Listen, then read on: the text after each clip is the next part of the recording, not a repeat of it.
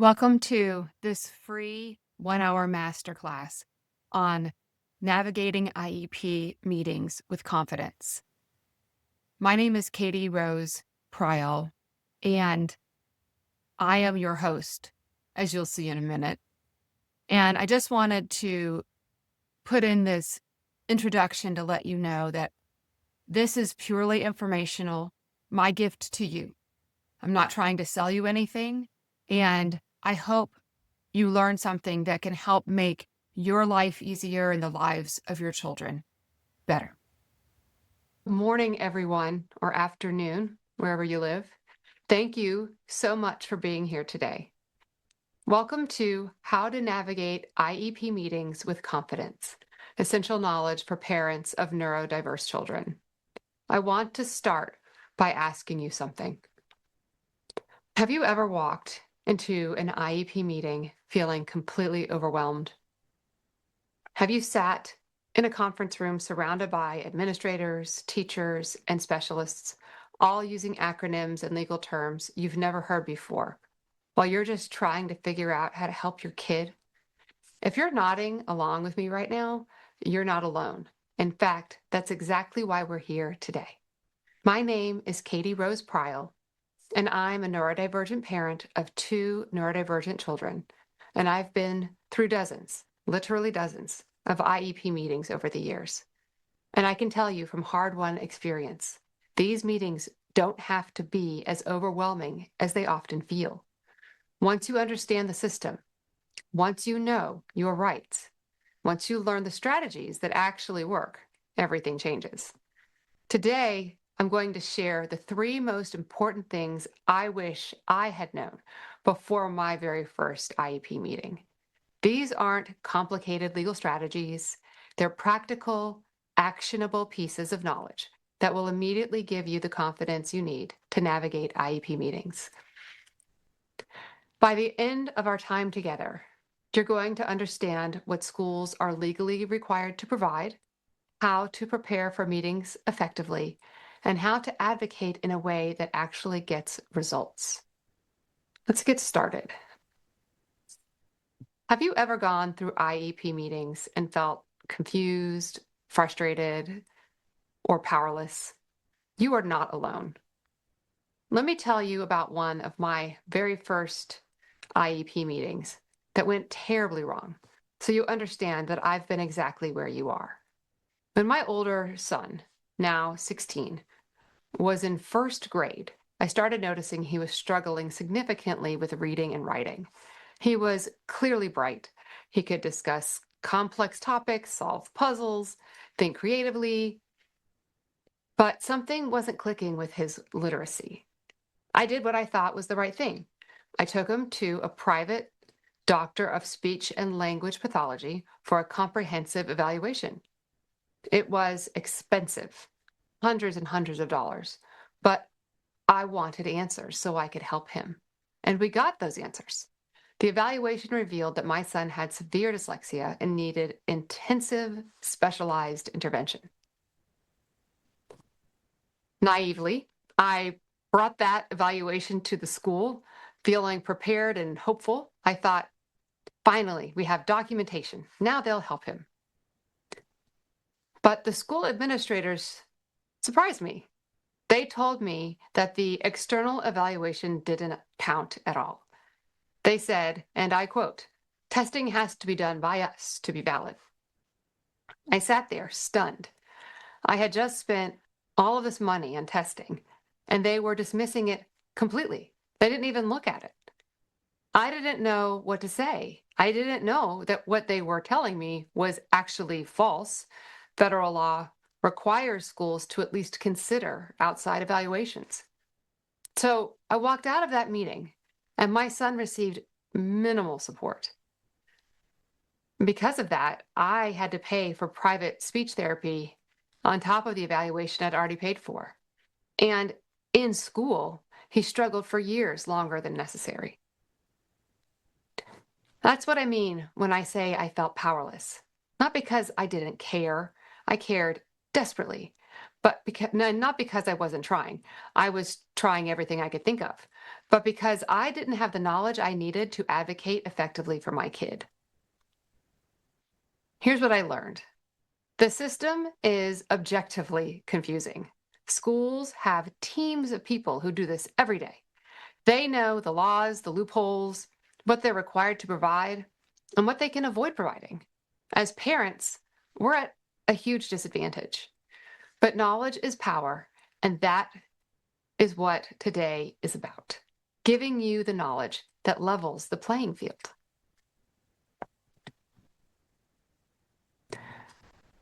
So here's my goal for today. It's simple. I want to help you feel empowered, and I want to help you understand your choices. Notice I didn't say I want to tell you what to do, because every child is different, and every school district is different. Every situation is unique. I can't give you a one-size-fits-all solution. Plus, as a lawyer, I literally can't give you legal advice in a masterclass. If you need legal advice, please consult an education attorney in your area. But what I can do is give you the knowledge you need to make informed decisions. I can help you understand what schools are legally required to provide, which is unfortunately less than you might think, what rights you have as a parent, which are more than schools will tell you, how to prepare for meetings so you walk in with confidence, and when to push harder and when you're hitting against limitations that won't or can't budge. My goal is that when you walk out of here today, you'll feel ready to advocate effectively for your kid. Not just hopeful that the school will do the right thing, but confident that you know how to make sure that they do.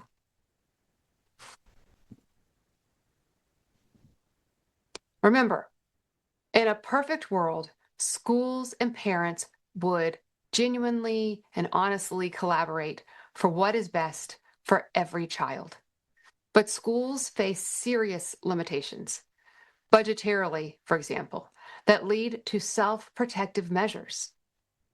If you start with the mindset that you are entering into battle with your kid's school, then a battle you will get.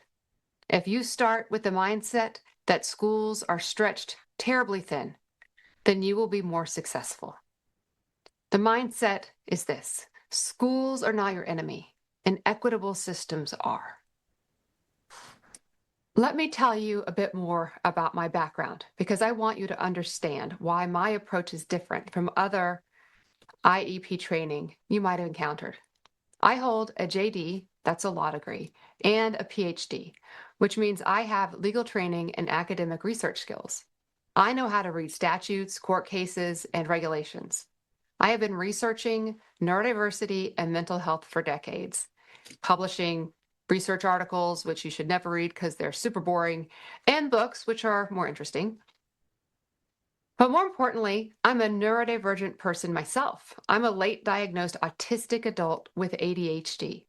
I understand what it's like to be the child who doesn't fit the mold, who gets excluded, who hears that they need too much. That was me as a kid. It was awful. And I'm a parent of two neurodivergent children. My older son has autism, ADHD, and dyslexia. My younger son has autism and ADHD. I've been advocating for them through multiple school systems for over a decade now. I'm also a rhetoric and disability studies scholar, so I understand how systems of power operate and how to use communication strategically to get results. And during the time that I have been a scholar, I was also a teacher. I've been a professor for 20 years. So I've been on the other side of the table. I've been receiving accommodation requests and helping students get what they need to learn best. I am an educator. All of this means that I can see the IEP process from multiple angles. As an educator, as a parent, as a neurodivergent person, as someone with legal training, and as a researcher who studied these systems extensively. I'm the author of many award-winning books on neurodiversity and mental health, Here are 3 of them. My most recent is Your Kid Belongs Here, an insider's guide to parenting neurodiverse children, which came out from Johns Hopkins University Press in 2025. This book draws on my personal experience, interviews with other neurodivergent parents, interviews with experts, and extensive research into disability law and neurodiversity studies. Dr. Temple Grandin called it essential reading for parents, teachers, and professionals, and I got to meet her, and she's awesome. Your Kid Belongs Here provides the foundation for everything we're going to talk about today. In this book, I show that neurodivergent children aren't the problem. The problem is the systems that fail to accommodate them.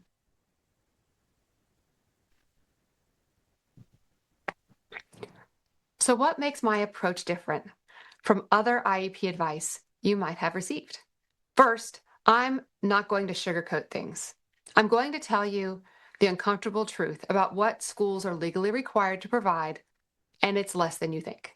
But I'm also going to tell you how to push for more. Second, my approach is rooted in a neurodiversity affirming philosophy. I don't see your kid or mine as broken or in need of fixing. I see them as people with different traits who deserve support to thrive in a world that wasn't designed for them. I also bring both lived experience and professional expertise. I've been the overwhelmed parent in the IEP meeting. I've also researched disability law and advocacy strategies. I've been a college educator, managing student accommodations. And finally, I was once a neurodiverse child in school who didn't have any support. This combination, deep expertise, teaching experience, parenting experience, and lived experience as a neurodivergent person, gives me insights that others miss. I've learned all of this the hard way, through trial and error, through making mistakes, through years of struggling to figure out what works. I'm going to save you that struggle by giving you the knowledge I wish that I had had from day one. And finally, I'm going to be honest about when the systems can't be fixed. Sometimes, despite your best advocacy, a school or district just isn't going to provide what your child needs. When that's the case, I'll help you recognize it so you can make informed decisions about alternatives. I've been through dozens of IEP meetings, and I did a lot of things right. Over the years with 2 children, I've been through dozens, like I said, different schools, multiple times a year. Each IEP requires 3 separate meetings. So many, guys, so many. And I did learn a lot along the way. So let me share some of the things I did right eventually. I learned how to prepare thoroughly for meetings. I would gather all my documentation, medical records, teacher observations, examples of my children's work, notes about their struggles. I'd create a document outlining exactly what accommodations I was requesting and why. I learned how to use data. Instead of just saying, my child is struggling, I bring specific examples. On Tuesday, my child came home in tears after being unable to complete a timed math test. On Thursday, and so on. I learned about the legal framework governing IEPs. I learned the difference between an IEP under the Individuals with Disabilities Education Act, the IDEA Act, and a 504 plan under Section 504 of the Rehabilitation Act. You might have heard IEP 504. What are these things? They're different. I learned about FAPE, Free Appropriate Public Education, and what that actually means legally. I learned to follow up in writing after every meeting by sending an email. Thank you for meeting with us today. We discussed these things. We requested these accommodations. The team agreed to what was agreed, and so forth. And by sending that email, I created documentation of what happened. A paper trail, if you will. If the school later claims that you never requested something, if you send an email like this, then you have proof. Most importantly, I learned this. Advocating for your child in IEP meetings isn't about being nice or hoping the school will do the right thing. It's about knowing your rights and being willing to use them. But I also did a lot of things wrong. I made a lot of mistakes, especially at the beginning. I want to be honest about that because I think it's important for you to know that even someone with my background struggled with this process. Early on, I went into meetings unprepared. I trusted that the school had my child's best interests at heart. I accepted what they told me without questioning it. When that school administrator told me that external testing didn't count and they weren't going to even look at it, I believed her. I didn't know to push back. I didn't know that federal law explicitly states that schools must at least consider parent-provided evaluations. I let schools tell me my children's struggles weren't severe enough to warrant services. I let them delay testing and evaluations, wasting precious time when my children should have been getting support. I sometimes fell into the trap of focusing on what was wrong with my children rather than what was wrong with the systems they were trying to navigate. And this one breaks my heart. The school's deficit-based language, what your kids' weaknesses, what they're bad at, deficit-based language, seeped into how I thought about my kids, at least temporarily. It took conscious effort to reframe things. Not my child can't sit still, but my child needs movement breaks and isn't getting them. And perhaps my biggest mistake, I was too deferential. I was so worried about being that parent, the difficult one, the demanding one, the one who makes trouble, that I didn't push as hard as I should have. Here's what I learned. You need to be that parent sometimes. Your child needs you to be that parent because nobody else in that room is going to advocate for your child the way you will. After struggling in meetings, I finally decided to research the process in depth. After several years of unsatisfying IEP meetings, after watching my children struggle without adequate support, after feeling manipulated and dismissed, I made a decision. I was going to become an expert in this process. Not because I'm a lawyer and educator by training, though my legal and teaching background helped, but because my children's futures depended on it. So I dove deep. I studied the Individuals with Disabilities Education Act, the IDEA Act. I read court cases about our kids' rights. I studied guides published by disability rights organizations. I conducted extensive interviews of education advocates and of other parents to learn what works and what doesn't. I read academic research on neurodivergent children's educational needs. I learned about evidence-based interventions for different learning profiles.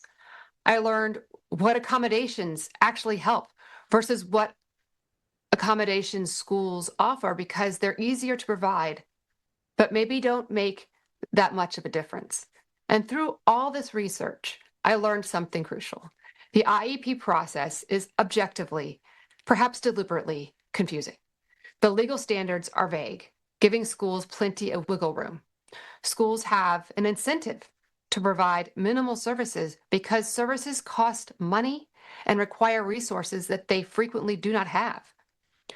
Please notice that I am sympathetic to schools and a strong supporter of teachers, especially EC teachers, exceptional children, or what used to be called special education. I am their biggest fans. In my experience, the EC teachers were the only ones who cared whether my children learned. But I also learned that parents have more power than they realize if they know how to use it. That's what I'm here to share with you today, the knowledge that shifts the power dynamic in your favor. So I learned a lot. How to prepare for meetings, what schools will and won't do, and what you are entitled to, even if they say you aren't. Through all this research and experience, I learned 3 crucial categories of knowledge that transformed how I advocated for my children. First, how to prepare for meetings properly. This isn't just about reading the paperwork the school sends you, though that's important. It's about understanding what questions to ask, what documents to bring, what data to collect beforehand, and how to frame your questions and requests in ways schools have to take seriously. I learned to request the meeting agenda in advance. I learned to ask for copies of all evaluations and report at least a week before the meeting, so I had time to review them. I learned to bring a support person, either an advocate or just a friend who could take notes while I focused on listening and responding. Second, I learned what schools will and won't do, and sometimes can't. That's the uncomfortable truth. Schools will often do only the minimum required by law. Not because individual teachers or administrators are bad people, most of them genuinely care about kids, but because the system is under-resourced and overburdened, and administrators are judged partly on how well they manage costs. Understanding this reality helps you know when to push harder and when you're hitting against structural limitations that aren't going to budge. It helps you recognize when a school is acting in bad faith versus when they're genuinely doing their best within constraints. Third, I learned what you're entitled to, even when schools might tell you that you're not. Schools will often tell parents that certain services aren't available, that their child doesn't qualify, that what they're asking for is too much, when in fact, under the law, parents have a right to those things. A big note here, states have their own laws that can provide additional protections to disabled kids. So these laws vary state by state. Today, I will speak about general principles, but for your particular situation, you must seek legal advice for where you live. I am not, again, giving legal advice today. Now, I learned this stuff the hard way. Let me help you learn it the easy way. You might be thinking, this all sounds great, but how am I supposed to become an expert in IEPs while also working, parenting, and managing everything else? And here's my answer. You don't have to do what I did. You don't have to spend years making mistakes and gradually figuring it out. I learned this stuff the hard way so you can learn it the easy way. Today, I'm going to distill years of learning into 3 key things that will transform how you approach IEP meetings. These aren't complicated legal strategies. They're practical, actionable pieces of knowledge that will immediately shift the power in your favor. First, let me show you what most parents do, what I call the hard way, so you understand why a different approach is necessary. This is what I did myself for far too long. Let me paint a picture of how most parents approach IEP meetings. This is the hard way, and it's how I did things in my early meetings until I learned better. First, most parents request an IEP meeting at the beginning of the school year after school has already started. Worse, they'll request it once their kid is in a crisis. On the surface, this seems logical. School starts or a problem begins emerging, and you request a meeting to address those problems. But here's the issue. By the time you request the meeting, schedule it, and actually have an IEP in place, weeks or months have passed. Your child has been struggling all that time without support.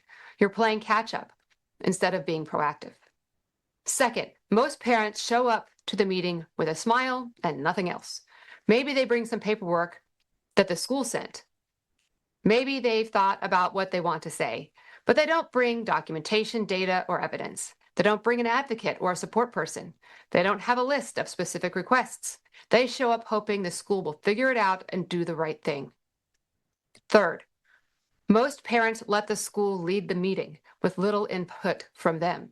The school presents their findings, their recommendations, their proposed IEP, if they decide to offer an IEP at all. The parents listen, maybe ask a few questions, and then sign the documents, even if they're unhappy with what is being offered. The school psychologist may use technical jargon the parents don't fully understand. The administrators may explain that accommodations they're able to provide, giving their resources, and parents sit there nodding, taking it in, but not really advocating. This passive approach rarely works well. So why doesn't it work? Let me break it down. First, because you start late, it's halfway through the school year before an IEP is finalized. If school starts in late August and you request a meeting in September, it might not happen, that first meeting, until October or November, and then you might not have a plan for your kid in place until after the winter holidays. That's months gone.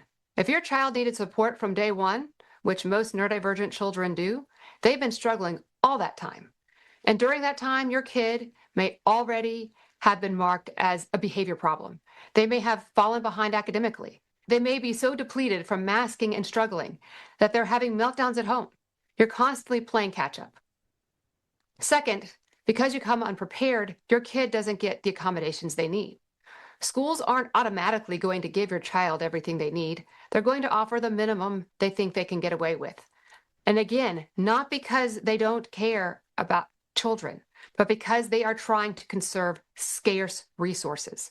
If you show up without documentation, data, or specific requests, they will lowball you. And third, because you don't take an active role, the school makes all the decisions, even when you know your child best.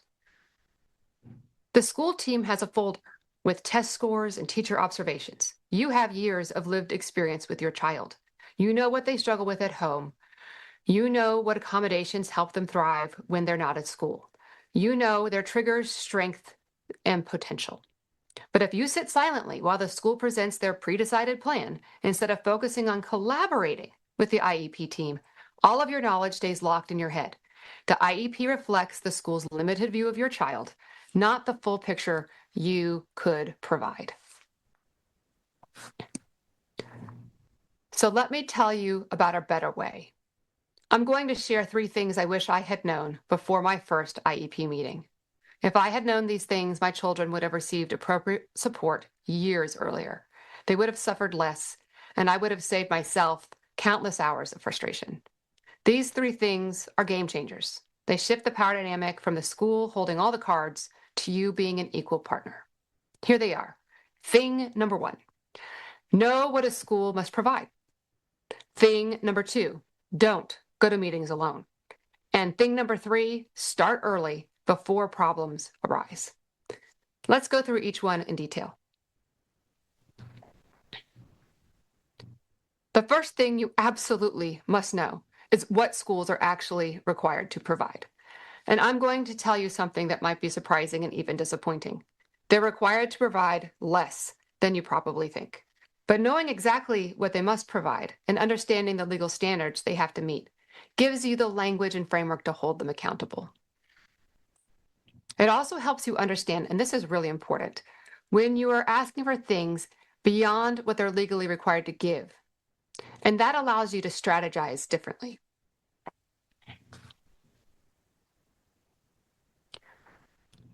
Under the IDEA Act, every child with a qualifying disability is entitled to a free, appropriate public education, which we call FAPE.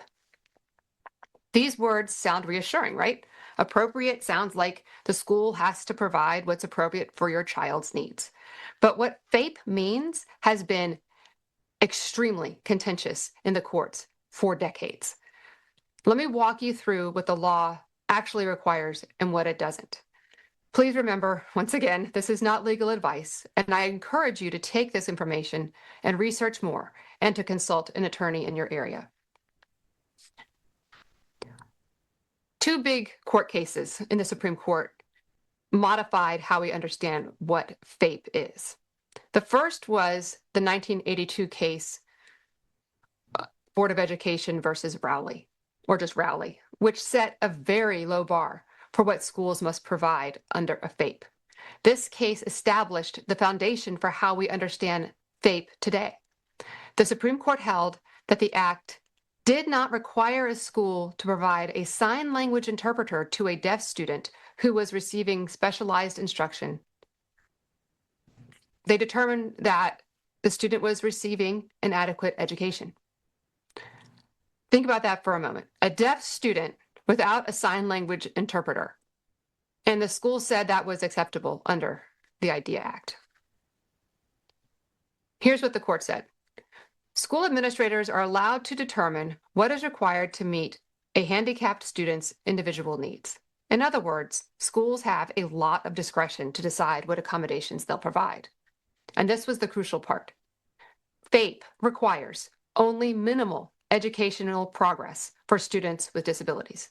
Minimal, not optimal, not even good, minimal. Rowley essentially gutted the notion of a FAPE. Fortunately, in 2017, the Supreme Court improved the standard with the Andrew case, Andrew F. versus Douglas County School District. But note, it did not ever overturn Rowley. Andrew does not overturn Rowley. The Supreme Court raised the bar somewhat, holding that school districts must offer children an individualized education program, an IEP, that is reasonably calculated to enable each child to make progress appropriate to that child's circumstances. As I read this, we went from minimal back up to appropriate again. Okay, so we still don't know what appropriate means, though. So this is better than Rowley. It's no longer just minimal, and it has to be appropriate to a particular child's circumstances. The court said the goals may differ, but every child should have a chance to meet challenging objectives. Ooh, I like that word, challenging, right? Sounds promising. But then comes the reality check. The court also said any review of an IEP must consider whether the IEP is reasonably calculated to ensure such progress, not whether it would be considered ideal. Again, get ideal out of your head. That is not what schools are required to provide, and they don't. So yes, Andrew improved upon Rowley. Schools can't just take token minimal support anymore, but the standard is still reasonably calculated progress, not helping your child reach their potential, which is what I thought when I first walked into an IEP meeting all those years ago.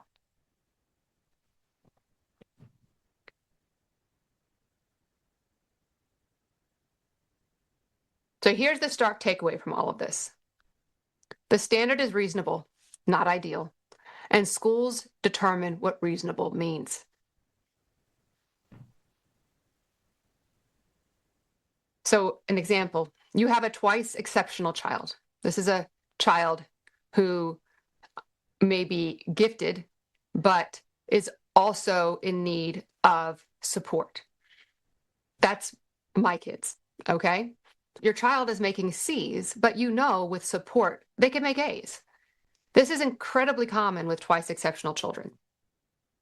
They're capable of high-level thinking, but need support to access that capability.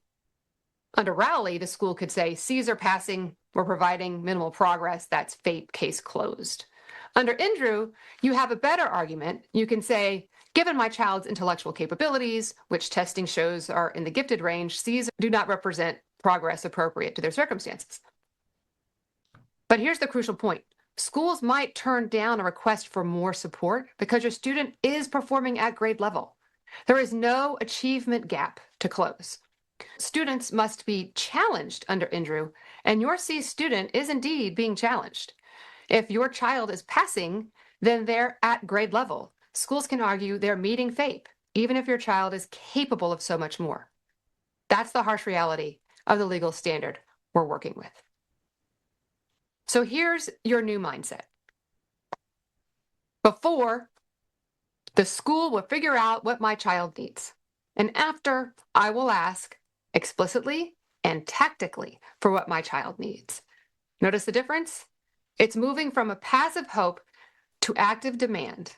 Before, you might have thought, the school is the expert, they know what my child needs, I should trust their judgment. After today, I want you to think, I am the expert, I know them better than anyone in that room. I will tell the school what my child needs, backed by documentation and research. This mindset shift is hard, especially if you're someone who likes to collaborate, doesn't want to be confrontational, who wants to believe the best of people. I get it. I'm that person too. But we have to keep this in mind. Schools are institutions operating under really terrible constraints. They have budgets, they have staffing limitations, they have dozens or maybe hundreds of other students with IEPs. Your child is just one case file among many to them, but to you, your child is everything. And you cannot rely on schools to prioritize your child's needs out of the goodness of their hearts. It's not fair to the school. You have to make it clear that you know your rights, you know what your child needs, and you will not accept less. This does not mean being rude or aggressive. And in fact, I very much advise you to never be those things. It just means being clear and unwavering. Here's another critical point. Knowledge is power. Come to IEP meetings knowing what schools are required to provide. Walk in with the understanding that the legal bar is actually quite low, reasonable and challenging, but not ideal. That way, you're not shocked when schools push back on your requests for robust accommodations because you expected it and you're ready to counter it. When you advocate for your child, do so tactically. Schools are overburdened as it is. If they hear words like, I want the best and the most, or the ideal, that might even shut down discussion altogether. This is important strategic advice. If you walk into a meeting demanding the best possible accommodations, schools will immediately think about budget constraints and resource limitations. They will shut you down. Instead, use the language of the law. I'm requesting accommodations that are reasonably calculated to enable my child to make progress appropriate to their circumstances. Just use that language. That's from Andrew. That's the legal standard, and schools have to take that seriously. And then document everything you request. This cannot be emphasized enough. Every request you make, every accommodation you ask for, every concern you raise, put it in writing. And then after the meeting, send a very polite follow-up email that says, thank you for meeting with us today. We discussed these things. We requested these accommodations. The team agreed to whatever was agreed to. Please let me know if I've misunderstood anything. And save this paper trail, your email to them, their reply to you saying, that sounds right. And then you have a paper trail in case there's ever an issue in the future. I'm going to pause here and check in with you. Are you surprised here to learn the court's interpretation of the appropriate standard? Do you think schools were required to do more than they actually are? Because that's a common reaction, and that's okay. Don't go to meetings alone.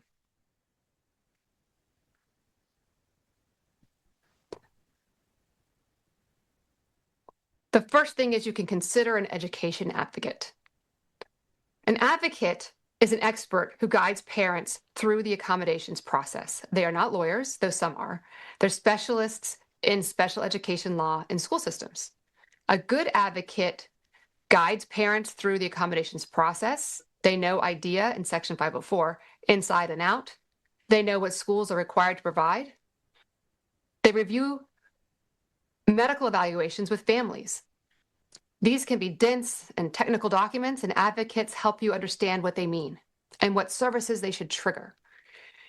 They help you understand rights and options. Most parents don't know what they're entitled to, so advocates explain your rights and help you understand them. They draft emails to school staff. Communication with schools can be tricky. Advocates know how to craft emails that assert your rights while maintaining a professional tone and a collaborative approach. They can, if you'd like, attend meetings with you to help secure better outcomes. Having an advocate physically present at a meeting changes the dynamic. Schools know they can't mislead you or take advantage of your lack of knowledge because the advocate will call them out on it. So think of an advocate as your translator and your backup. They translate between educational jargon and what you need to understand.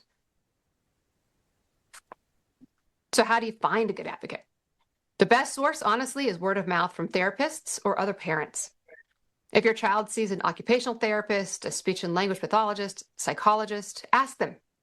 These professionals work with many families and usually know who the good advocates are. You can also ask in local parent groups, particularly groups for neurodivergent children. And once you find potential advocates, interview them. Ask about their experience with your child's specific types of needs. Ask about their approach. Ask for references from other parents. And here's an important note. I love this. Even a friend can be great support. If you can't afford a professional advocate, bring a friend to the IEP meeting. Having another adult in the room who is on your side of the table, someone who can take notes, ask questions, and be a witness, can make you feel more empowered. Under the law, you are allowed to bring a friend. They don't have to be just a parent or guardian. You can bring a friend to a meeting. Here's a red flag when you're looking for advocates or that potential friend to bring. Avoid advocates who position themselves as adversarial fighters. Because in the IEP process, collaboration works better than combat.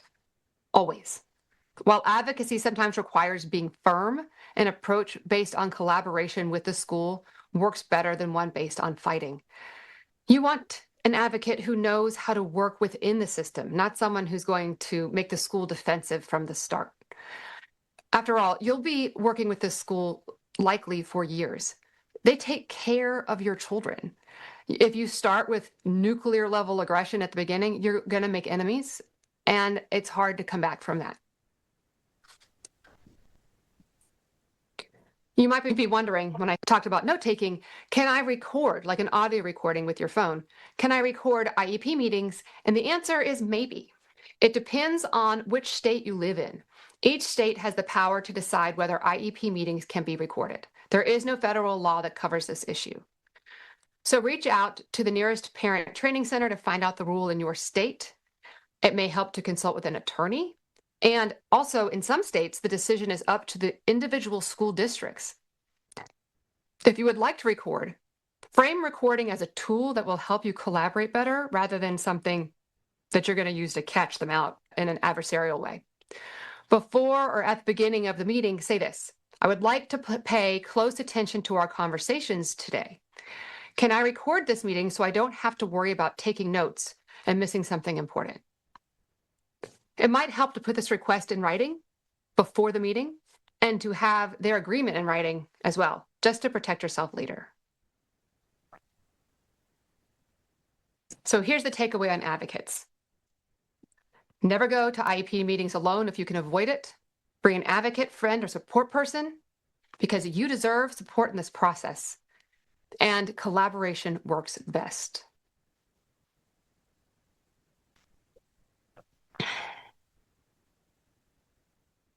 Let's talk about thing number 3, which is timing. Start early before problems arise. This is perhaps the most strategic advice I can give you. Most parents wait until there's a crisis to request an IEP. Their child is failing, getting in trouble behaviorally, or so anxious they can't function. Then the parent panics, oh my goodness, and requests a meeting. By that time, you're already behind. You're in crisis mode. You're asking the school to fix a problem that's spiraling out of control. There is a better way. Here's the timeline I wish I had followed. 1 year out, research school options, like what is the best school for my kid, and researching testing. And this is, yes, 1 full year before you want services to start. If you're thinking about kindergarten, start when your child is 4 years old. If you're thinking about middle school, start in 4th grade, 5th grade. Then 6 to 9 months out, you get on testing wait lists. Wait lists can be long for private testing, 6 months or more for private psychologists. School testing can take equally long. Don't wait until you need results immediately. So 3 to 6 months out, you complete evaluations, find an advocate. The evaluation process itself can take weeks or months. Build in time for testing appointments, report writing by whoever's done the testing, and follow-ups. 1 to 3 months out, submit these evaluations to the school, request the IEP meeting. You want that IEP in place as soon as school starts, not months into the school year. Before the meeting, email the goals and services you would like to have. Don't wait until you're in the meeting to bring these up. Give the school advance notice. This shows you're prepared and gives them time to consider your requests. And then on the day of, bring your advocate or friend, bring a recorder if you're legally allowed to record the meeting, bring organized documents, evaluations, medical records, work samples, and your own notes about your kids' struggles. Let's talk about testing for a second. I told you that I had a school outright reject private testing that I had paid for. So should you do private testing or let the school handle it? Well, it depends. When my older son was in 1st grade, I had him evaluated by this speech and language pathologist. The evaluation revealed severe dyslexia. The school rejected it. And my son struggled for years. Years later, I learned that this was completely false. But at the time, I gave up on the school. The whole thing was handled wrong. We switched schools. And by the way, both the principal and the vice principal were fired only a couple of years after this. And the school is doing much better now under the new administration. Glad to hear it. Too late for me, but good for the kids now. So here's a strategy for how to get the private testing that you paid for accepted by the school. The IDEA Act states that schools must consider parent-provided evaluations, but nowhere does it say that schools must accept them. So how do you make sure that the school is going to accept the results of the testing that you paid for? You need to talk to your school administration before you pay for outside testing to ensure the testing will be accepted by the school. Let them know you're thinking of it, explain you'd like to do it, and for it to be used as a tool to support the goals and services for your kid's IEP. And then you ask this very important question. What information do you need in the testing report for you to accept the results? And then you share these specifics with the evaluator. And of course, get all that in writing. Now, notice that's a collaborative approach. You want them to accept your testing, you ask them what they need, and then you give it to them. Collaboration works great. Sometimes, though, a school won't test your kid. And this is a question parents ask all the time, and it's one I asked myself. Let me explain how school testing actually works and why schools sometimes refuse to test even when you know your kid needs an evaluation. Schools provide free testing. It's wonderful if they determine your kid shows signs of needing an IEP. But notice it's if they determine it. And this is the key. Schools aren't required to test every child whose parents request testing. They're only required to test if the school believes there are signs that the child might have a disability that requires special education services. So this gives schools a lot of discretion to say no. So to begin with, parents must submit a request in writing to start the IEP process, which can include testing. So you must do that right away. And you must submit it in writing. You can't just mention it in a conversation with a teacher. You have to send an email or a letter to the school principal and special education coordinator that says, I am formally requesting that my child be evaluated for special education services under IDEA, and so forth. This formal written request starts a legal clock ticking. The school must respond within a certain time frame, which varies by state, but typically 30 to 60 days. But that's a long time, right? And here's where it gets frustrating.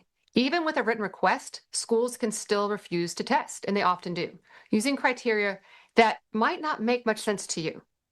Now, let me tell you my story. I requested IEPs for both of my children. And we had the initial meetings actually on the same day, back to back. They were in elementary school, 2nd and 4th grade. They immediately said that we're going to test your older kid for autism, but not your younger kid. Both of my children are autistic. And in fact, my younger child displays more outwardly stereotypical traits of autism. But they were going to test the older kid, not the younger. I was like, why not? And this is what they said. Your older son is making bad grades and your younger kid is performing fine. And it's true. My older kid was making bad grades because he had dyslexia that the schools had never supported. And this was now at a different school, new IEP team, right? And they're like, so because he has bad grades, we're definitely going to test him for autism. And I'm like, well, he's making bad grades because he has dyslexia also, right? That's why his grades are terrible. My younger son's grades were not super either. They just weren't terrible, okay? And so I had to pay out of pocket for the younger son's autism testing, which of course came back quite autistic. And then I took that testing into the school. We had an IEP and my younger son started getting supports for his autism. But I had to pay thousands of dollars for that private testing out of pocket because insurance did not cover it. It was so disheartening.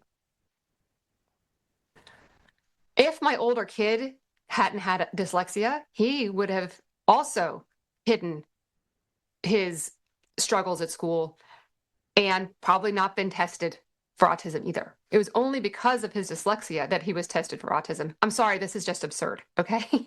But it's how the system is set up because they have to look at these numbers and these grades and these standards. And it's disappointing, but that's how it is. And to their credit, when I brought the evaluation that I paid for my younger son to the school, they immediately jumped on making an IEP for him. They didn't question it at all. They just couldn't do it themselves.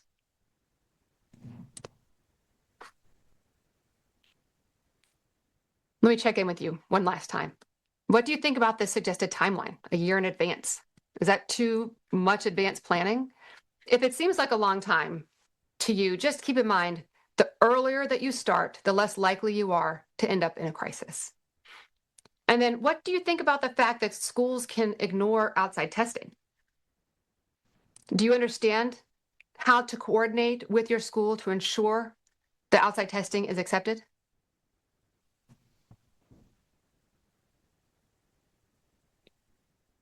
So those are the three things that I wanted you to take away. We've covered a lot today.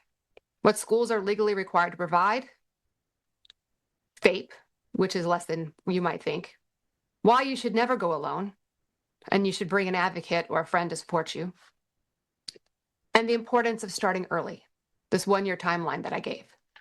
But what I've shared is really just the beginning. School advocacy for neurodivergent children is complex and goes far beyond what IEPs are and what we can cover in this one short presentation. And now we have time for questions.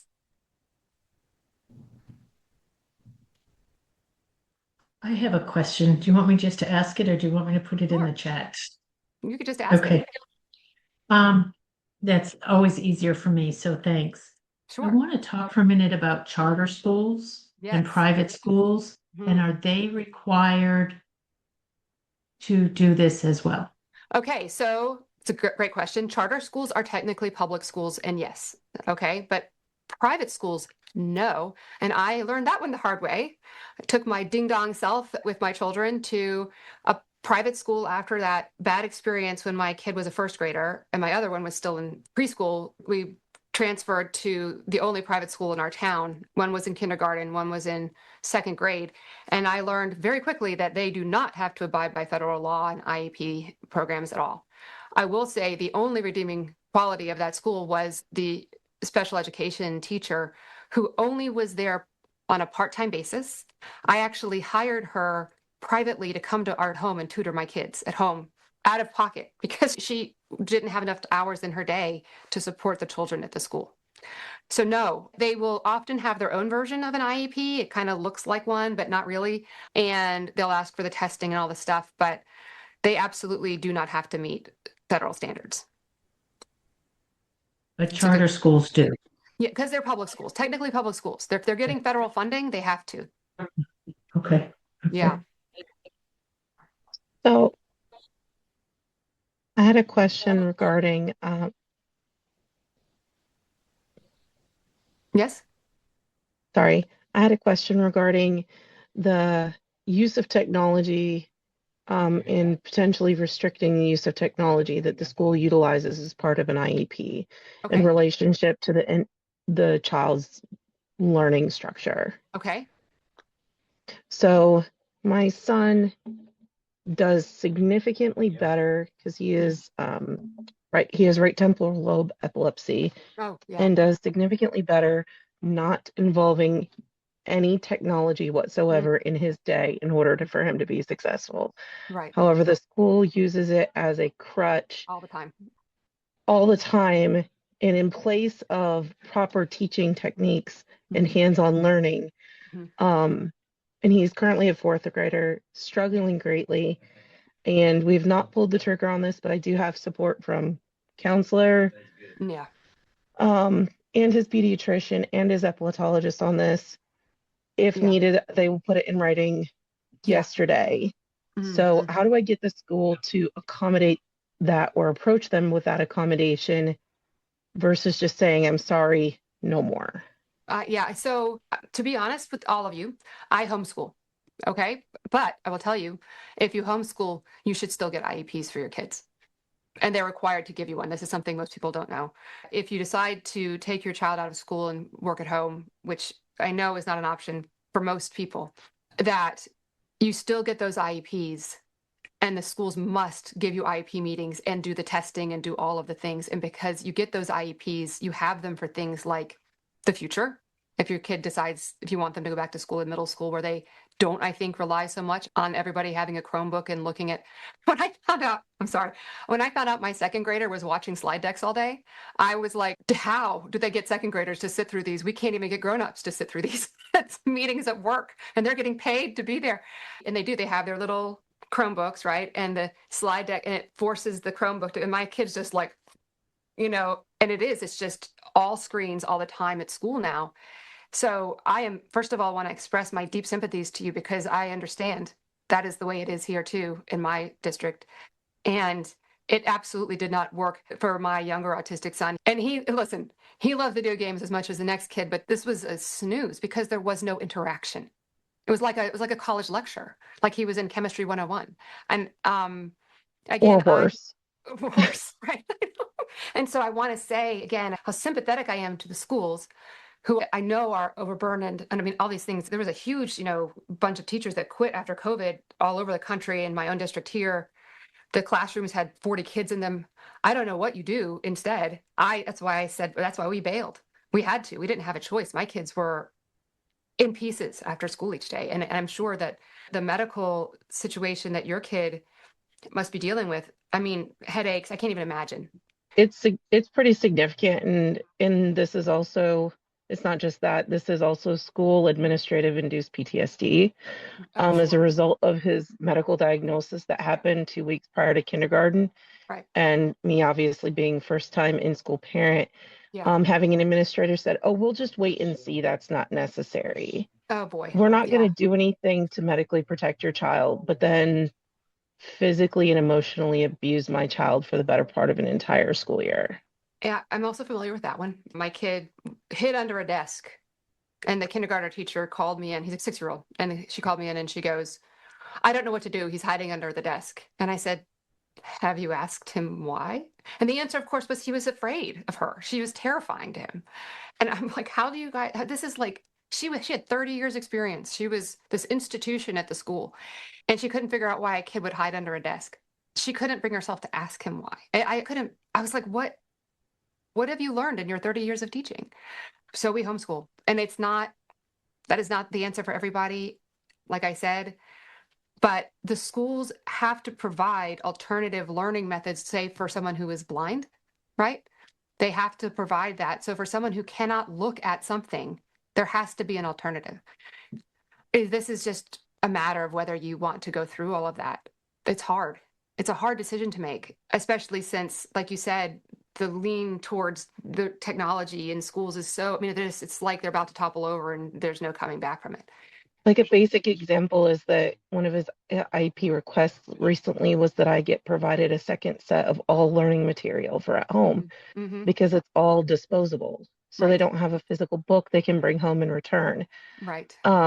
It took 3 requests and threatening, saying, do I need to take additional actions related to not meeting the IEP requirement, or not meeting the accommodations of the IEP, right, before I get what was agreed upon. Yeah.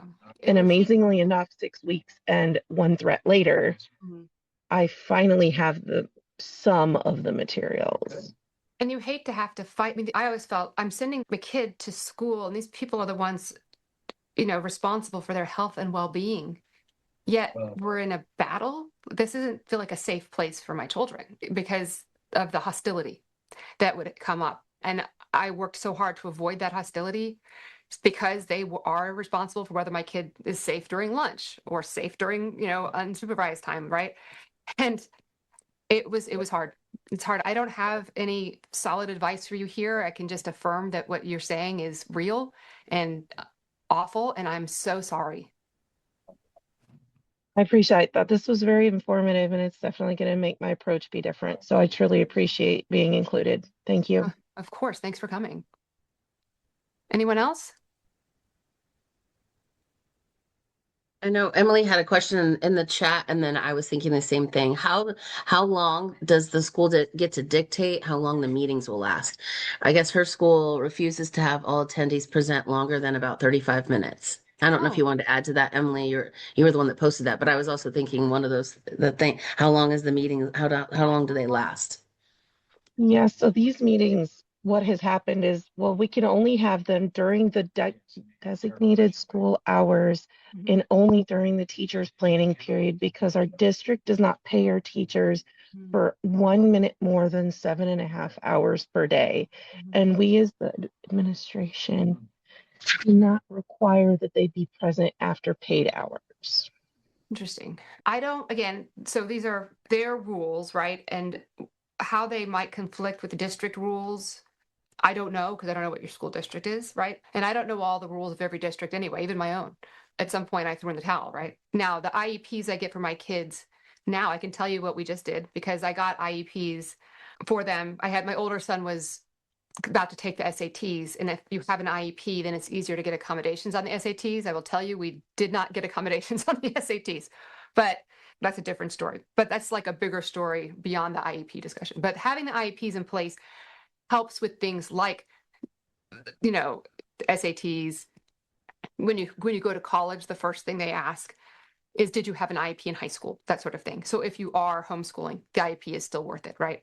And so it's worth going through the trouble of getting an IEP so you have that in place, even if the school is doing a really poor job of following it, because then you have documentation of all of the things that the school at least said your kid needed, even if they didn't actually provide them. As far as the duration of the meeting, that's never been my experience. In fact, they went plenty long. We would actually meet on purpose before school started, like at 7 in the morning sometimes, and after school was over, sometimes during lunch. It was always actually the opposite of what you're saying. Now, I can understand that they don't want to alienate their teachers anymore because so many teachers quit during COVID and it's impossible to hold on to teachers right now. But the other thing is that not all of the whole world needs to be in this meeting. Understanding who actually needs to be in an IEP meeting and who doesn't. You can say, I don't care if every teacher is there. They can submit, by the way, they can submit a written statement to be taken into account at the meeting and they don't have to be present. I have been at an IEP meeting where it was just me, the special education director of the school, and the special education teacher. That's it. No one else was there. Just 3 people. And like none of the classroom teachers, no administrators beyond the special education administrator, like the vice principal wasn't there. Just 3 people because they don't have to be there. They submit their written reports and then that's it. So, sure, would it be better if the teachers had been there? Maybe, perhaps, probably. But it's far better to get an IEP and they don't have to be present. Typically, I don't know what these special rules are that your school's referring to, but if you say, I don't mind having a meeting where these teachers are not present, if they can submit a written statement, offer that, say, that's okay with me. We have in North Carolina, the Autism Society of North Carolina, and they have, for example, a great document on, it's a guidebook on IEP meetings for people who live in the state. So where you live, you can find some sort of resource like that. Every state has an autism society, just about, I think it's like a national organization. This is not Autism Speaks, it's the Autism Society, okay? And they have these guides for IEP meetings. And one of the things in there is who's there, who needs to be there, who's likely going to be there, who must be there, who doesn't need to be there. And if you maybe offer this alternative to the school, it would be easier for you to get a meeting that is of the appropriate length.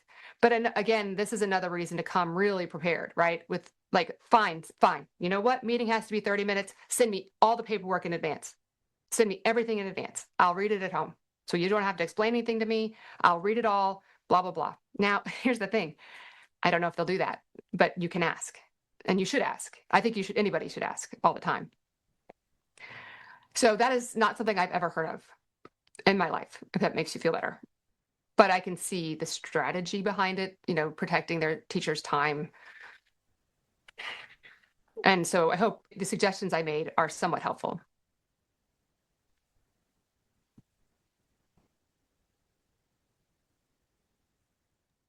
They are. Thank you. Of course. I had one other question. How did you get private testing? I know when my son was undiagnosed, and in his IEP meeting, I was suggesting that he's undiagnosed because I know that he is. I went to school to be a therapist. I know, but how do I go about getting private testing? Because the school was like, well, it would take a year for you to get the testing if we can get you in, blah blah blah. But if he really needs help now, why can't we just move on with that? How would I approach getting private testing? So the challenge is, right, the school testing is beneficial because you know they're going to accept it and it's free. It's great. But at the same time, like, was this Aaron? Aaron just said, it can take forever. Okay. It can take so long. By the time like all of these evaluations are done, school's over and we are starting from scratch the next school year.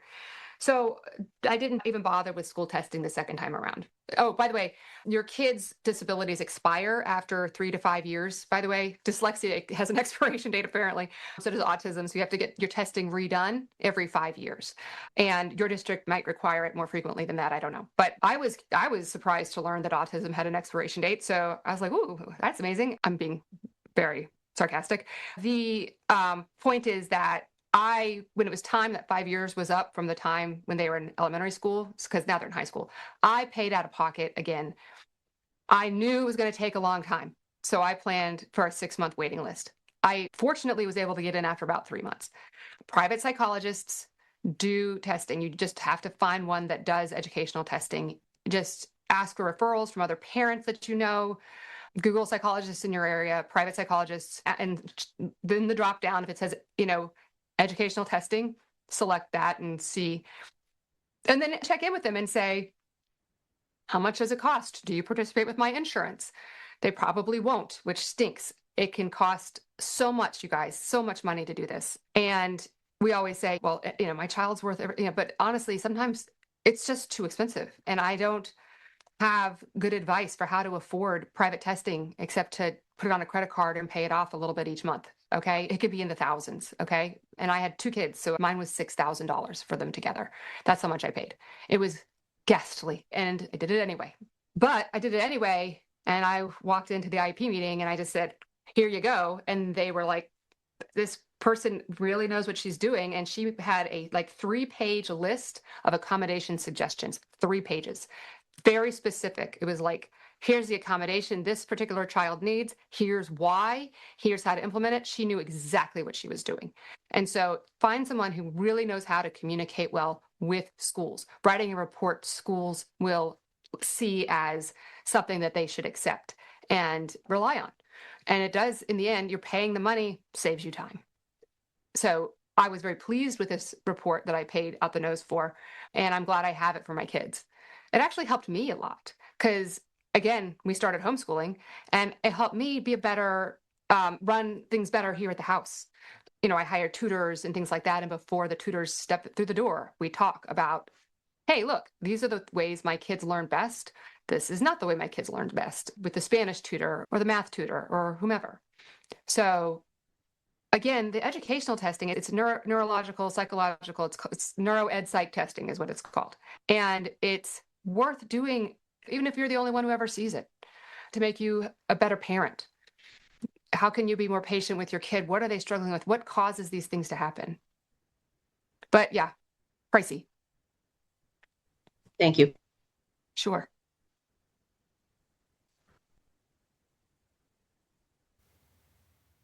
Thank you so much for watching my masterclass. And I hope that you found some things that can make your life a little bit easier. My kids are 15 and 17 now, which seems unbelievable, but I learned a lot during the years that they went to public schools when it comes to IEP meetings and making sure that they got the education that they deserved. If you'd like to keep up with me, the best way is via Substack, actually. If you don't know, Substack is a platform where I write letters to you, and it's free, and you can sign up at prialnews.com. I hope to see you there. Have a wonderful day.